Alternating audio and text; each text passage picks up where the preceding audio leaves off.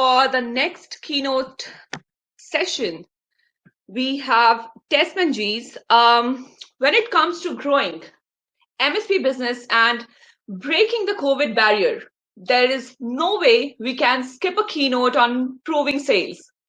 That's why this year we have Tess Menges from the Government of Canada, and today she's going to throw some light on how to sell to the Government of Canada.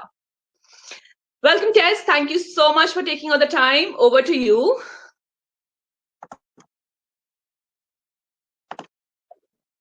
Thank you. Thanks so much for having me.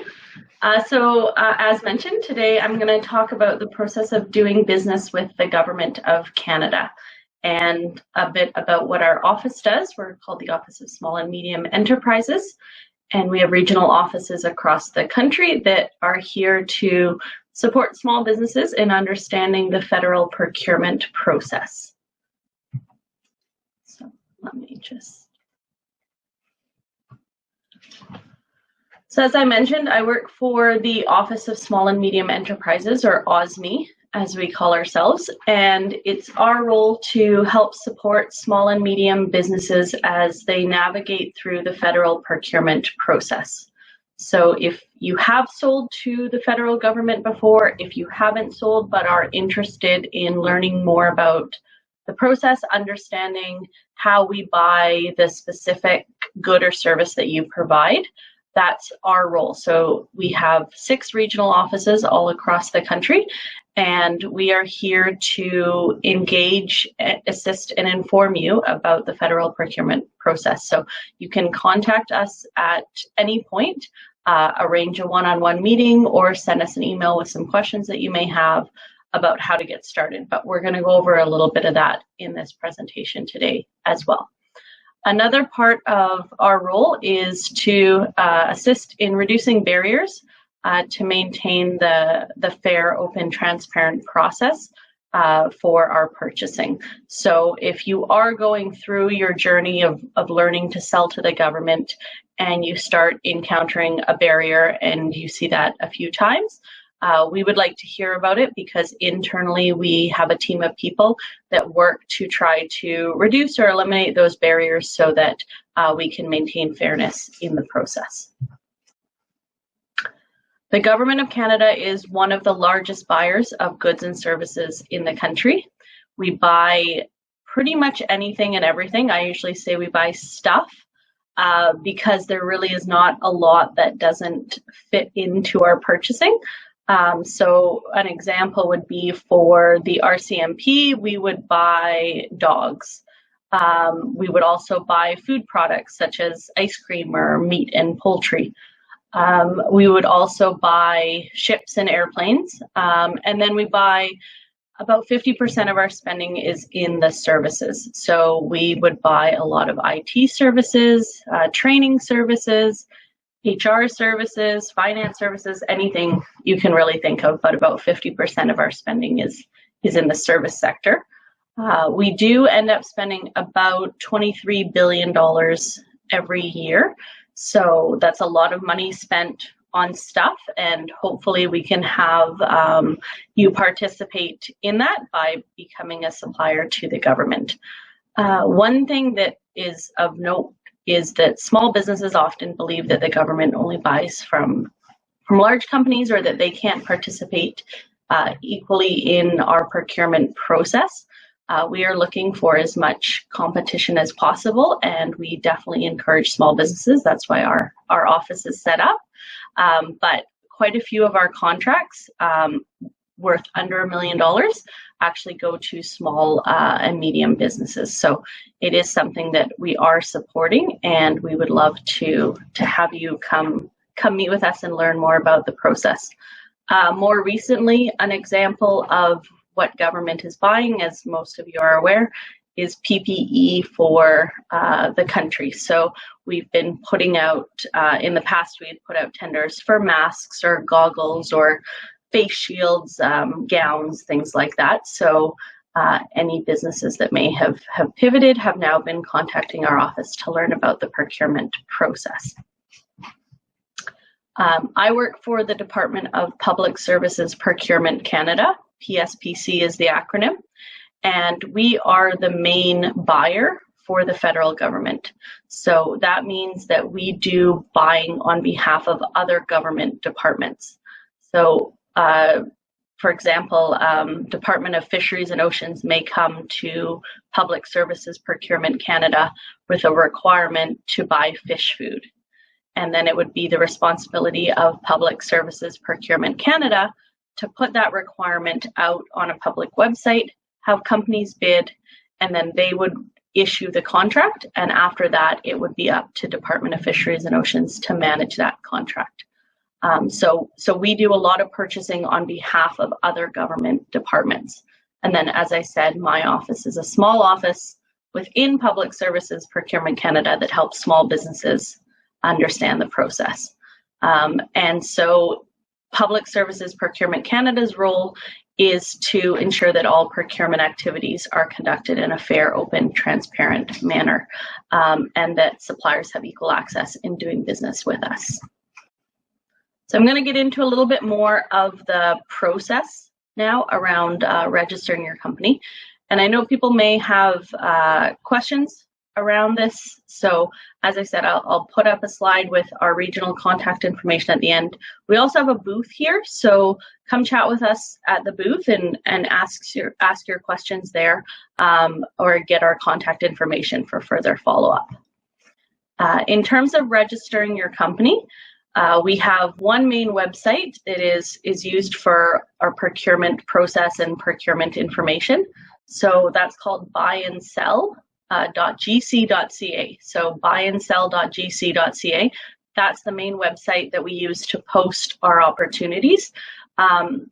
There's also an entire tab called For Businesses. So you can go on there and download some information sheets about how to bid on an opportunity, how to find an opportunity, how to follow opportunities. There's a ton of information on the Buy and Sell website. And what you can see in this picture, if it's big enough, is there's a green check mark that says active. And so that's kind of your starting point. If you go on to Buy and Sell right now and you click on active, you can type in any keyword that you like, and you can see if there's a tender, an opportunity that's open right now for you to respond to. There's usually about 600 to 800 different opportunities that are open. You can also do some further searches. So if you want to refine by services in the beginning, you can click the little services icon and you will see the active service tenders for what we're looking to buy in the service sector. And then you could further refine down to IT or specific areas of IT that you want to sell to us, and you can find those opportunities.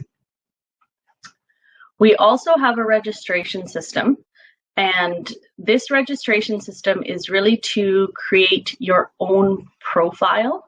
So it's something that you can go in.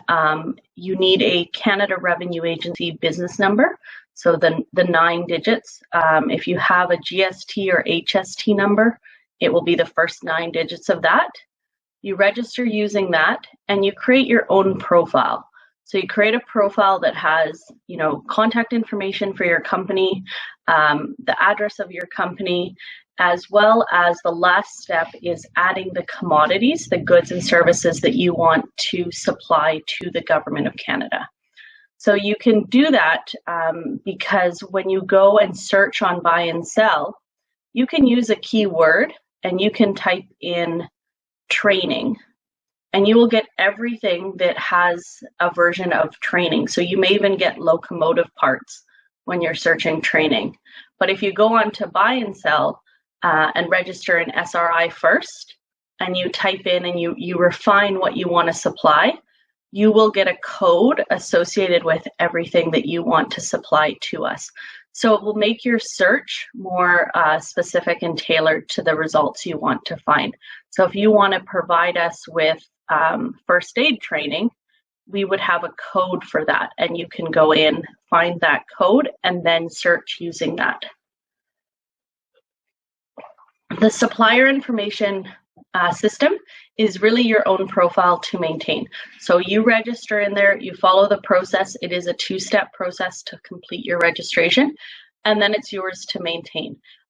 There is no other registration needed for the buy and sell website. So you can download tenders without registering anywhere. You can download them as many times as you want. You can set up email notifications without having to register in SRI. We also have a set-aside program called the Procurement Strategy for Aboriginal Business, and this aims to increase federal contracting opportunities for Indigenous businesses. So we have something called the Indigenous Business Directory, which I encourage you to register in if you are an Indigenous business. It lists companies that are Indigenous businesses in Canada, and it's something that we can use internally to see if there is capacity to set an opportunity aside. So that's why we encourage people to register in that directory. The next part I'm going to discuss is more about kind of searching on the buy and sell website and how to find those opportunities. So as I mentioned, buy and sell, it's a free website. It is the kind of authoritative source of where we post our opportunities. So we do know that many other websites will pull Government of Canada tenders and repost them on there. However, I encourage you to always refer back to the buy and sell website if you are going to bid on an opportunity, because we will post the solicitation documents on here as well as all the amendments. So you want to make sure that you have the most up-to-date information, that you have all of those amendments prior to submitting your bid. So just some benefits of using buy and sell. So it's free, there's no registration. You can search in plain language. So you can type in whatever it is that you want, use one or two words, type what you like, and then follow those opportunities. So you can subscribe to email notifications, and that way you won't miss an opportunity or you won't miss an amendment when it's posted. So you have the opportunity to have emails sent to you when a new opportunity that matches the keywords you put in is published. You also have the opportunity to follow a kind of a page view of buy and sell. So if you are going to bid on one of our opportunities, you want to follow that page, because as a new amendment is posted or new content that's relevant to that specific opportunity, you would then be notified. And we actually do an entire seminar on how to set up these profiles, how to navigate the website. So you're welcome to join that. We have an event calendar on buy and sell. Another thing you can do on buy and sell is you can get a lot of procurement or purchasing data to understand the market. So if you want to first, in helping make your decision whether you want to become a supplier to the federal government, you want to kind of see how much we're spending in your industry, how many contracts have gone out previously, things like that. You can search all of that. That's all public information.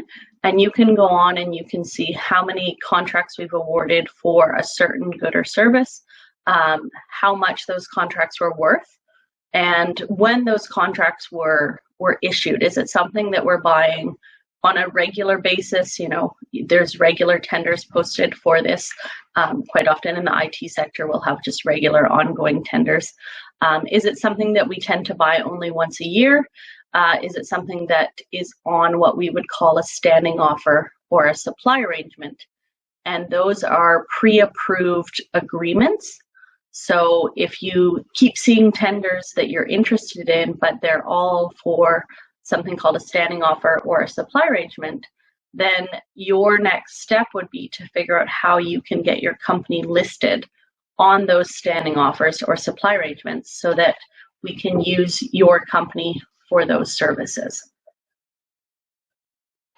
So you can really do a lot of, gather a lot of market information and data from the buy and sell website. You can download, if you want to, we even have a massive kind of Excel file that has all our contracts, and it goes year by year, and you can see everything that we're awarding, which departments we are awarding on behalf of, who is doing the purchasing, who the contract is going out to, so you get to see the company that was awarded the contract, as well as how much the contract went out for.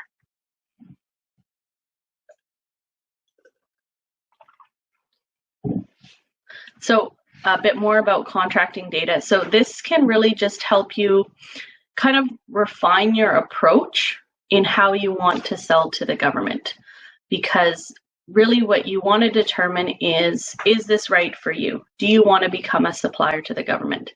If you answer yes to that question, then you want to be able to figure out what the process is so that you can sell to the government. So the next step is seeing, is this something that is bought through low dollar value contracting, and I'm not going to find it on buy and sell, and I'm going to talk about that in a bit. Is this something that is just bought through what we would consider a regular procurement process, a request for proposal? It's on buy and sell from time to time, and I compete for every opportunity. Or is this something that is bought through a pre-approved list, a standing offer, or a supply arrangement? And if that's the case, then your next step is you want to figure out how to go and supply arrangements. So there's kind of 3 different approaches you can take. You may need to use a few of those, but this can really help you understand it. It's also something we can help you understand in a one-on-one meeting. We can figure out if what you're providing is on one of those pre-approved lists. Is it something? Okay, sorry about that, everyone. I had a lot of internet issues, so unfortunately, I don't believe I'm going to be able to use the slides, but I can get copies of slides to people should you wish. So I'm just gonna continue on about what we were talking about from the buy and sell website. So we were discussing finding various opportunities on the buy and sell website. So you can search, you can do that, find various open data information about our past contracts. Once you've kind of understood the process that you would need to go through to sell to government, you've assessed if it's right for you. The next steps would be to find those opportunities on buy and sell. So as you go through the website, you would want to use that keyword search, download the opportunity, and then within that, you want to understand a bit more about our contracting process as well. So as I was, just before I got cut off, I was kind of talking about 3 different approaches. So let's go into a bit more about the low dollar value contracting. So those are opportunities that are kind of under about $25,000. So that would be for the total contract value. It would be under $25,000. And those are things you're not going to find publicly posted on the buy and sell website. So for those opportunities, you need to market yourself to the appropriate government department, let them know what it is that you can provide them, and ask them if it is something that they are buying. So we do have a website. It's called the Government Electronic Directory Service, GEDS, G-E-D-S. If you type GEDS in Google, you will find this directory, and it is a listing of the majority of the people who work for the federal government. So you can sort by, if you're in the communications space, you could find a communications office. If you're in HR, if you provide training, you could find an HR office within kind of every department. Another good starting point for that generally would be to either find people who are administrative assistants or to look for a corporate services branch and start calling them. So that would be the starting point, the process for kind of our low dollar value contracts that aren't posted on buy and sell. For the opportunities that are posted on buy and sell, when you navigate through, you will see a number of different types of opportunities. So knowing those are primarily over the $25,000, you want to understand the various types of opportunities that you would be submitting a proposal to. The standard type that you'll see most common is called an RFP, or a request for proposal. So what that is where we have a problem and we are looking for the best overall solution to that problem. Up front within that tender document, we will tell you how we are going to evaluate your proposal. So you will know, is it going to be strictly on lowest price? Is it going to be a combination of price and points? What are the deciding factors within that proposal? So you want to review that and fully understand how we're going to evaluate, so you know how to best prepare your proposal. Another opportunity that you'll see are either called RFSA or RFSO. So request for supply arrangement or request for standing offer. So these are those pre-approved lists that I was talking about earlier. The lists where you want to get your company listed, and we go to those suppliers only for future contracts. So if you are on the BuySell website and you find an opportunity and it says this is an RFSA, this is an RFSO, so the request for either supply arrangement or standing offer, you know that the end result of that is to get your company listed. So we have a number of kind of standing offers, supply arrangements. They tend to be for the service industry. So the most common one that I would encourage most people to look up is something called Pro Services. So on BuySell under Active, if you typed Pro Services, you would find this opportunity. And there's about 170 different streams and categories of what we include in Pro Services. It is divided into IT and non-IT. So IT has about 7 different categories and non-IT has about 7 different categories as well. And you can apply for any or just one of the streams and categories that fits your business line.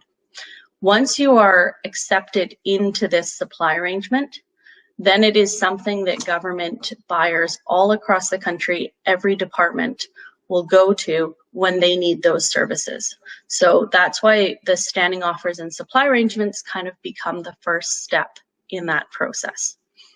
Another type of opportunity that you may see posted on our website would be something called an ACAN, or an Advanced Contract Award Notice, so ACAN. And what this is where we believe that there is only one supplier who is able to provide the goods or services that we're looking for.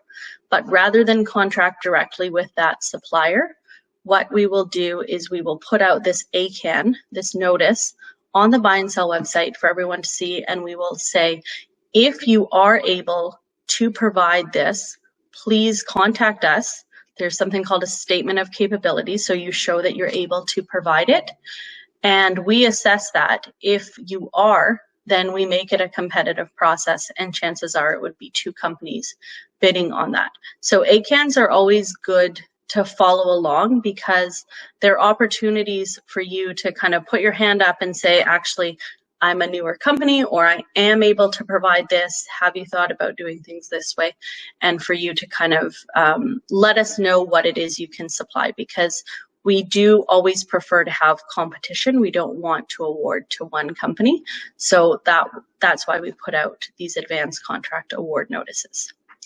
Another one that you'll see on BuySell is something called a request for information.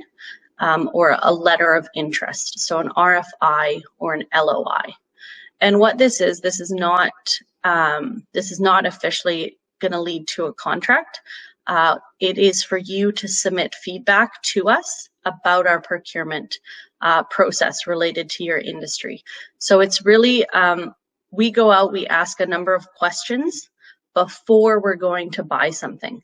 So if we are changing the way we've done our procurement, if we're not getting a lot of bids in a certain industry, if we're unsure about what the best practices is, or are there new updates, new trends in the industry, we will go out with this request for information or LOI, and we ask you, and it's completely voluntary. You don't need to respond to it in order to bid on opportunities that come out.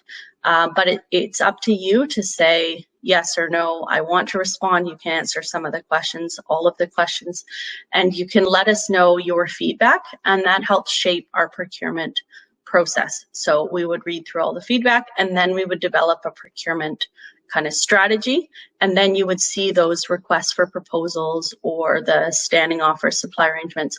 You would see those coming out on buy and sell, and you would have had some input into the design of those. So optional to respond, but a good way to kind of understand what changes are coming in the procurement process. And the other thing you'll see on buy and sell is we do have some more innovative programs. One is called IDEAS. It's Innovation for Defense, Excellence, and Security. So it's run through the Department of National Defense, and it is a challenge-based program where they are looking for companies that have something that's new, that's not out on the market yet, that Department of National Defense could use.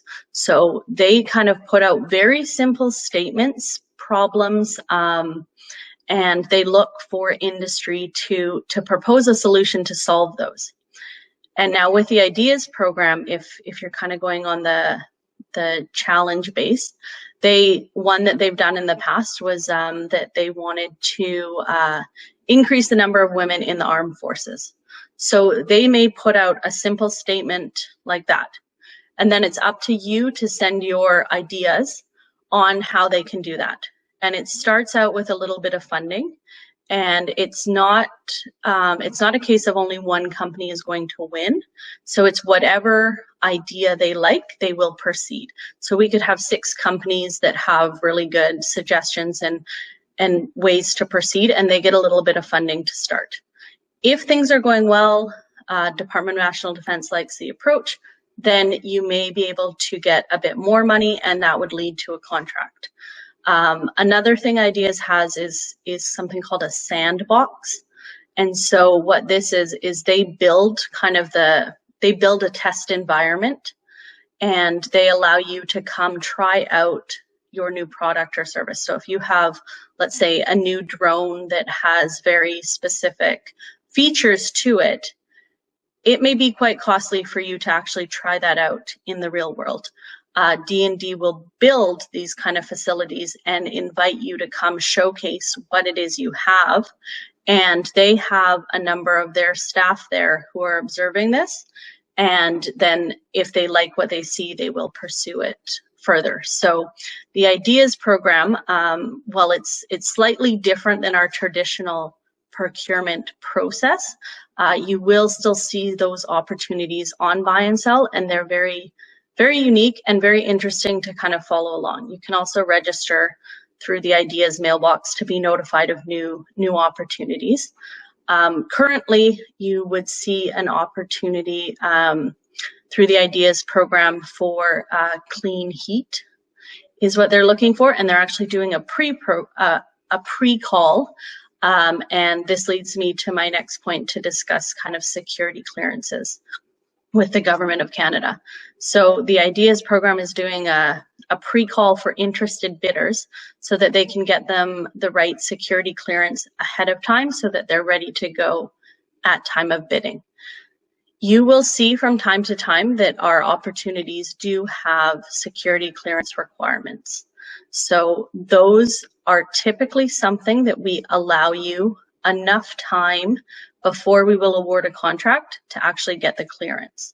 It doesn't usually say must be cleared at time of bidding, but that's the language you want to look for in the opportunity so that you know if you need to either have a clearance in order to bid on that opportunity, or do you need to start the initiation process and get a sponsor.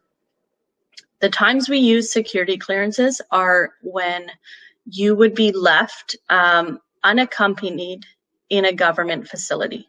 So a good example would be for, if and when we all go back to work and we have janitorial contracts. So they would be unescorted and, you know, cleaning around a government facility. So those people would all need security clearances. And that would be something that we would put in that request for proposal.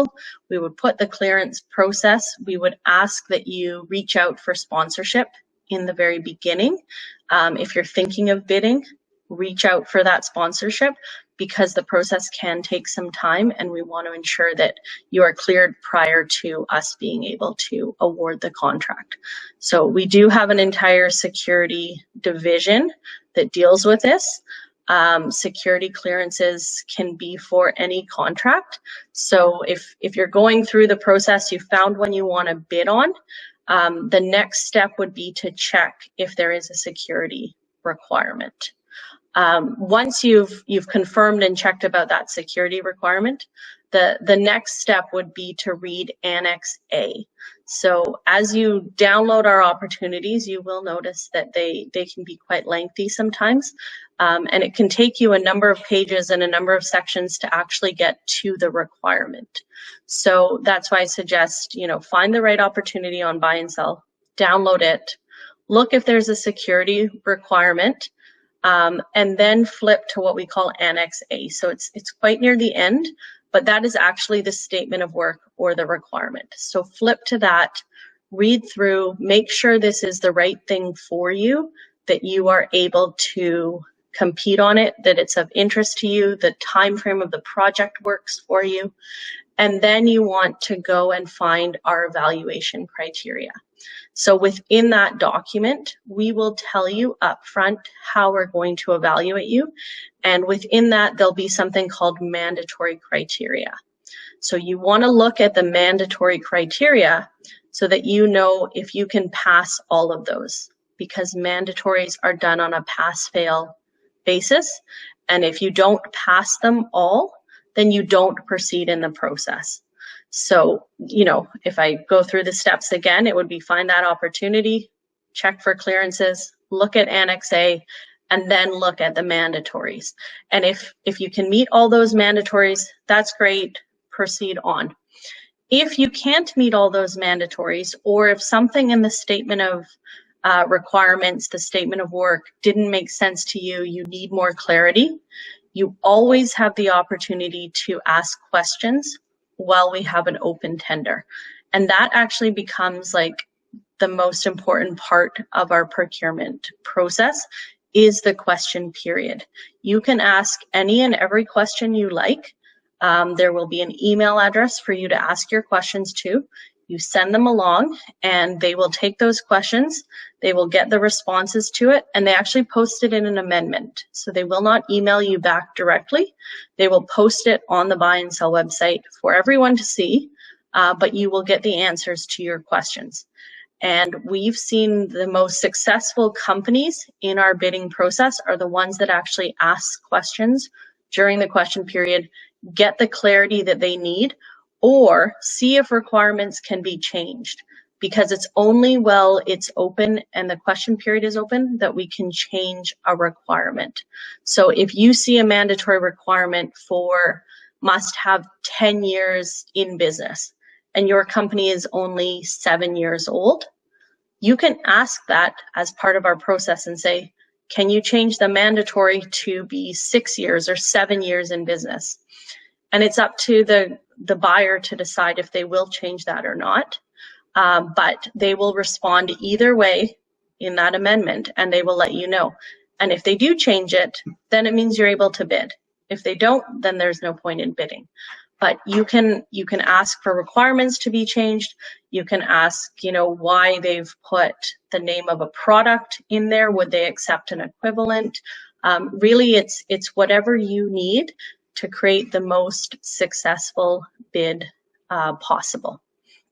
And so I know I have about 5 minutes left. I just want to kind of wrap up with talking a little bit about if you do get a contract and a bit of our payment terms and things like that. So never start any work before you actually have a signed contract, or if it's what we consider those low dollar value, the under 25, you have an email that says, please proceed, or you've submitted a quote and the quote has been approved. You don't want to start any work before that, because we on our end need that contract signed and in place in order to pay you.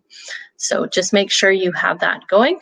Our payment terms will always be in the contract, so you can see, is this something we're going to pay at the end of the contract? Are we going to pay upon delivery and receipt of goods?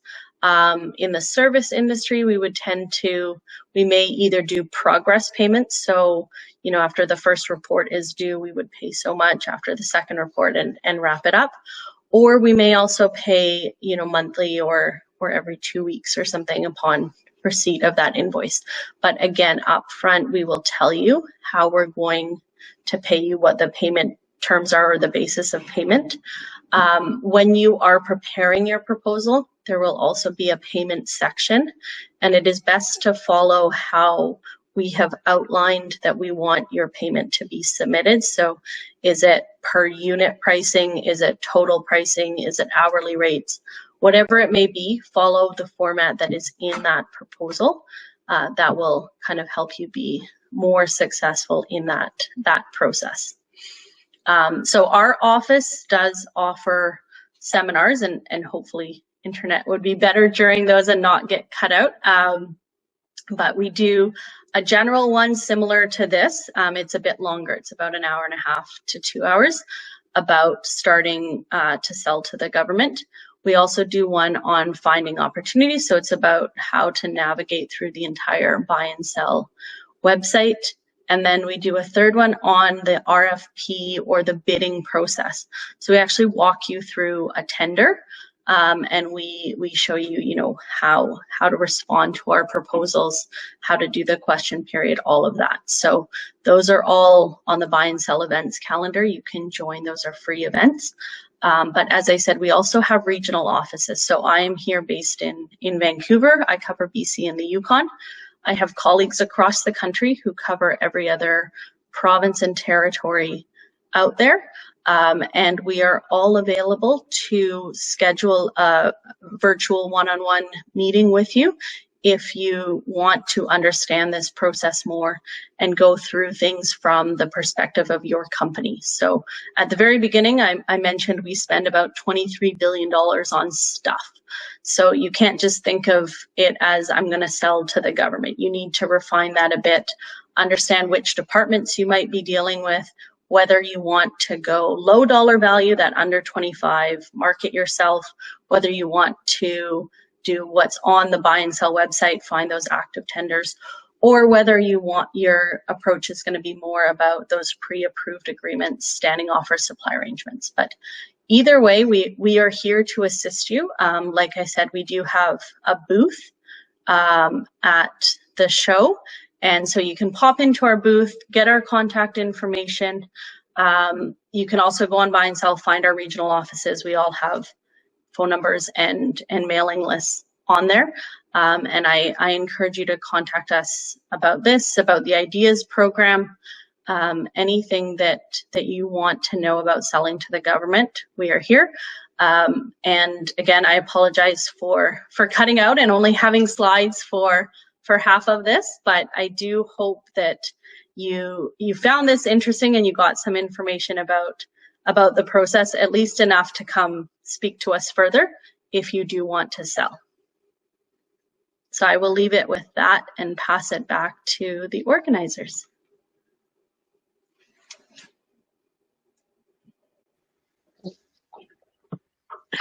Thank you so much, Tess, for sharing all the lovely details, and it was really insightful. Thank you so much again.